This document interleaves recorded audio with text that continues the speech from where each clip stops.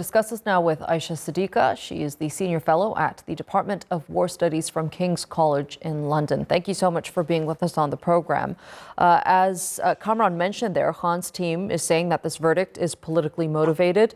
What do you think about those who put forward the argument that this is a pressure campaign against Imran Khan?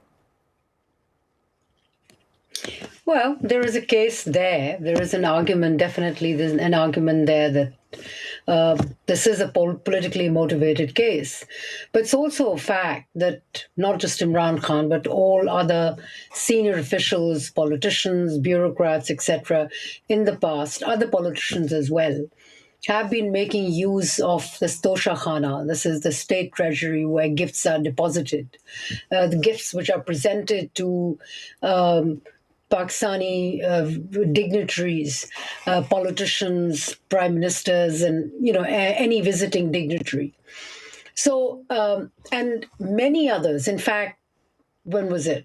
2-3 years ago, an entire list was presented by the government, by the PDM government, by the current, which forms the government now, and. According to that list, many prime ministers, former prime ministers, President Asif Ali Zardari, Shahid Khaqan Abbasi, and many others have benefited from the scheme.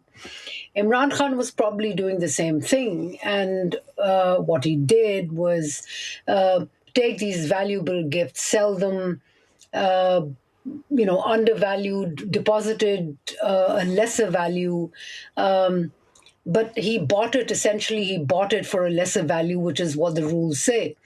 So there is the misuse of authority, there is a bit of graft there, but he's not an exceptional case. And so what this case comes out to be then is really a politically motivated case. I mean, the idea is just to punish him and to expose any corruption that happened when he was ruling the government, not when other politicians were doing the same thing. Mm-hmm. Looking beyond this standalone case, how long can the government deal with the political instability deriving from Khan's various cases, especially at a time where the economy is struggling and public support for him is still on the rise? A lot depends really on if there is a mass protest.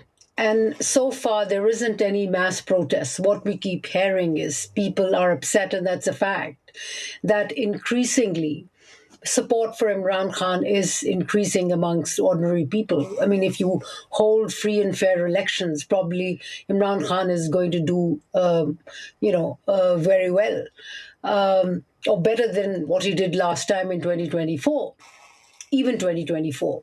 But the fact is that Pakistan is not going to have fair elections. That's one fact. And the other is that it is authoritarian rule. Now, how far this is going to continue, people are exhausted. People are tired of the existing leadership. They want change in leadership. For ordinary people, Imran Khan is an answer.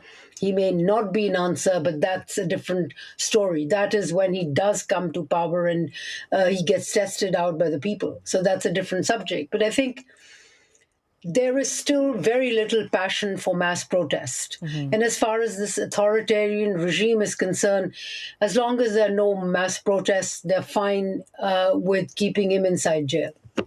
Well, you say the public is exhausted, but despite the sentiment among the public, both parties, the leading PMLN and the PTI, are holding firm in their current positions. Do you see a way out of this deadlock?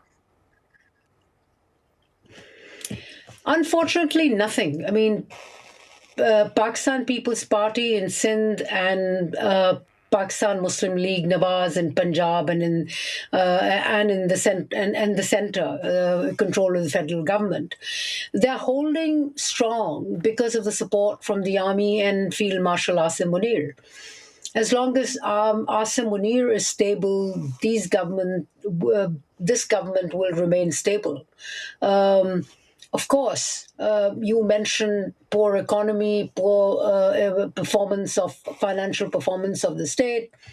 These are issues. And if there is any further deepening of crack within the economy, which which gives rise to a crisis, then probably there will be, it'll be like a pack of cards falling.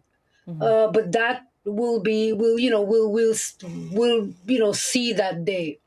It's not today. Okay, Ayesha Siddiqa, thank you so much for being with us here on the program and sharing that analysis with us.